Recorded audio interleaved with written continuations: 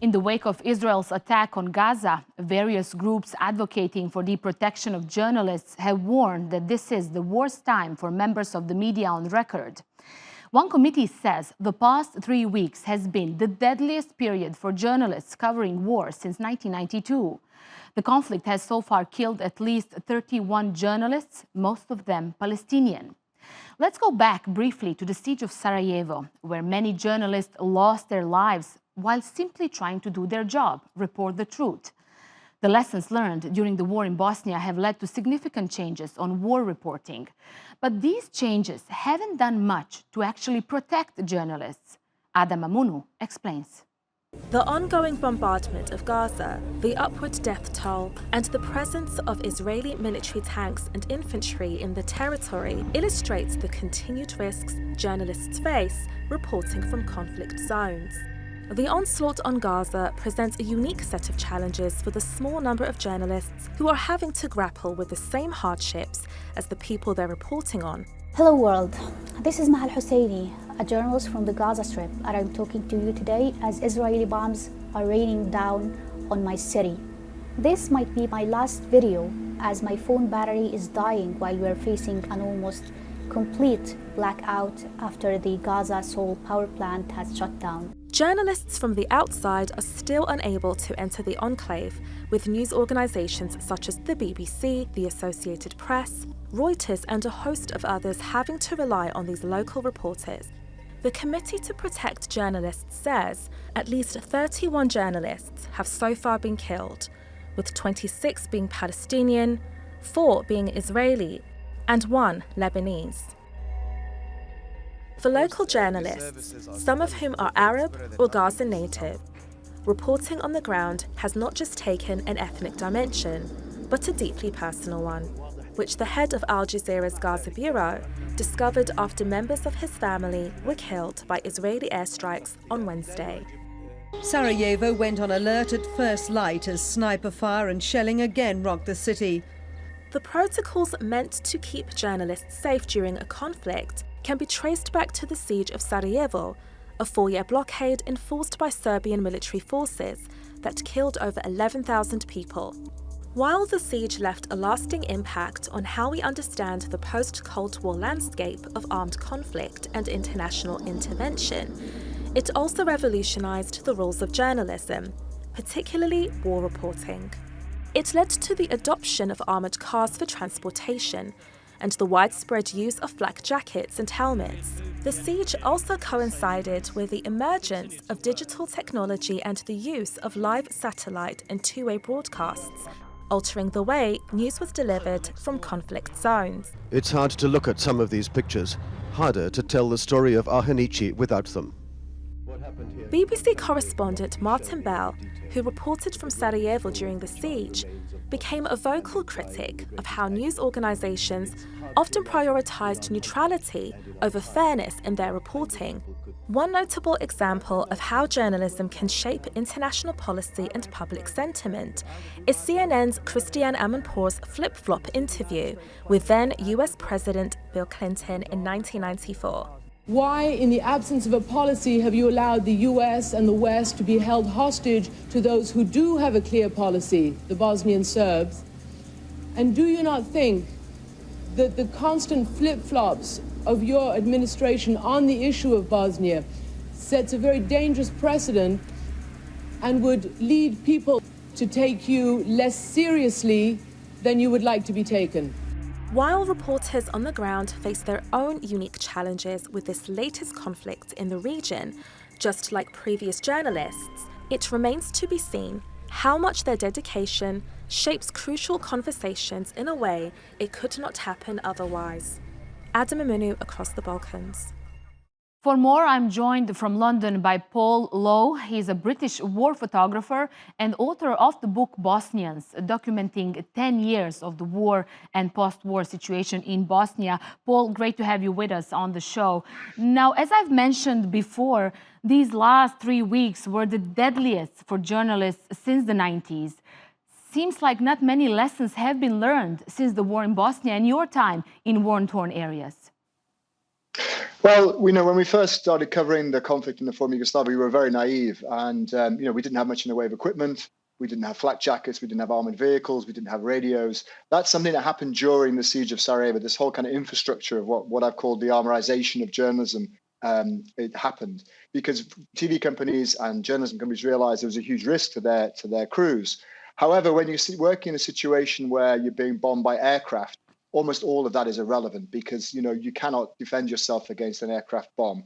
And also, at the moment, obviously, what's happening within Gaza is that the journalists don't have anywhere to be safe. There's no protection. There's nowhere that they can actually operate from in a safe way. And arguably, as happened during the siege in Sarajevo, potentially they are actually being directly targeted as their role in journalists. I think obviously one of the big situations in Gaza as well is that there's very few non-Palestinian journalists able to operate there because the Israelis won't let them in. So we're only getting, we're getting a very powerful story, but we're only getting one part of the story. Right. As you mentioned, the journalists and their stories are so crucial. They're a window to the world. We've learned that during the Sarajevo siege as well. What role have journalists, both local and international, played during your time in Bosnia? And has this role changed 30 years later in Gaza? Well, I mean, the role of the journalist, I think, has fundamentally always been the same. It's to report the truth. It's to report what they see in front of them, report the facts, but also to explain what's going on, to give a kind of broader context to the situation. I think one of the things that we realized in the siege of Sarajevo was that even if journalists tell the truth, even if they do present the context, and especially if they're accusing one side of war crimes, which was definitely the case in Sarajevo, that doesn't mean that governments are going to listen to them. And that was one of the great frustrations of the journalistic corps during the siege of Sarajevo. We could see clearly there was an aggressor. The Serbs were in the hills above the city, shooting down innocent civilians below.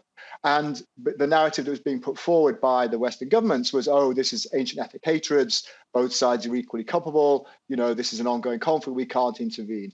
And we could see on the ground that that was not the case, that if there had been an intervention by Western powers, military intervention, it could have ended the siege very, very quickly, which is in fact what happened at the end of the siege. Once NATO intervened in any kind of substantial way, the siege ended in a matter of days. And it's that sense of a dual narrative between the narrative that the journalists can put forward because of what they're actually seeing on the ground, contrasting with the narratives that governments are putting forward. That's where the problem lies in terms of getting some shift in political action, which is what we're seeing, exactly what we're seeing in Gaza again at the moment. Right. During the war in Bosnia, we've seen how significant were the international journalists and photojournalists like you. We don't have that in Gaza at the moment. What we are seeing that the number of journalists, the local journalists, have been deliberately targeted, they say.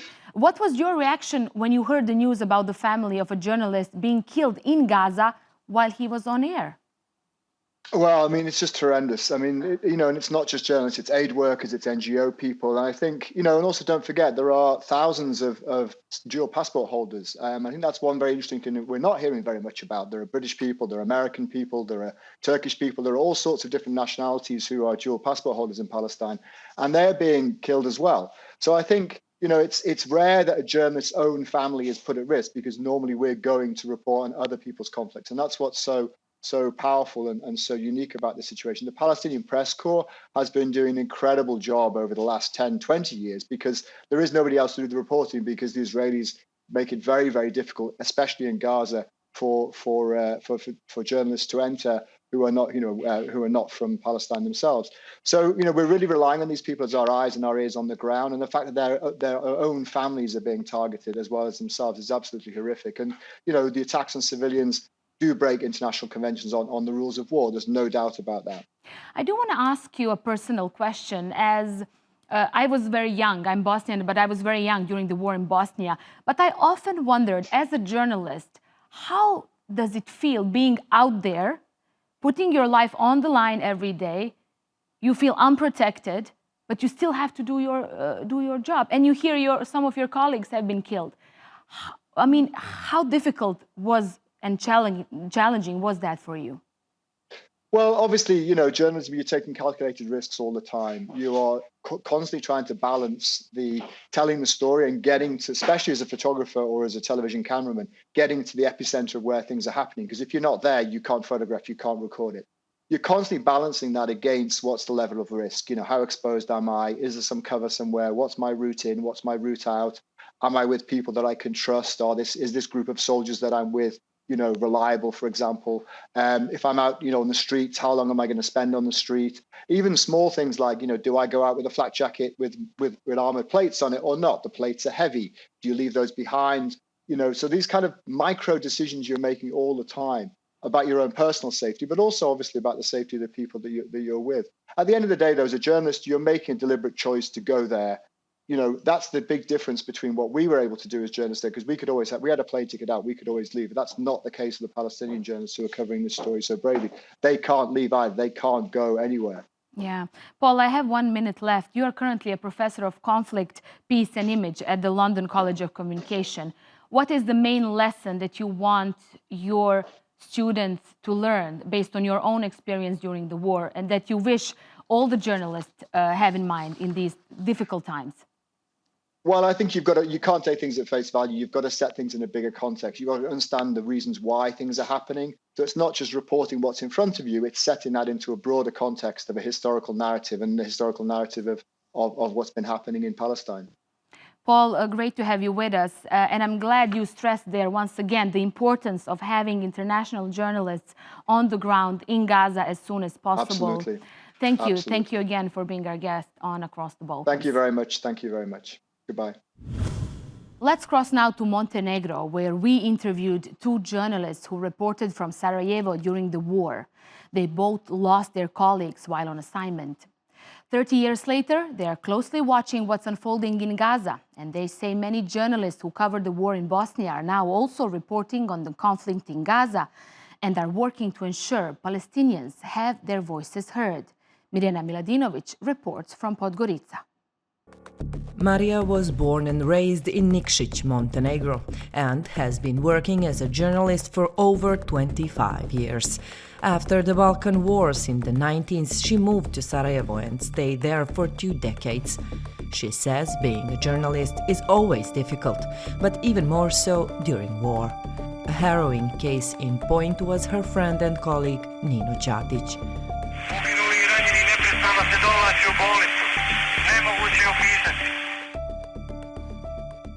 Posljednje što je uradio, posljednje što se čulo od njega, nikad nije nađeno njegovo tijelo, izvještaj koji je poslao iz ratne Srebrenice.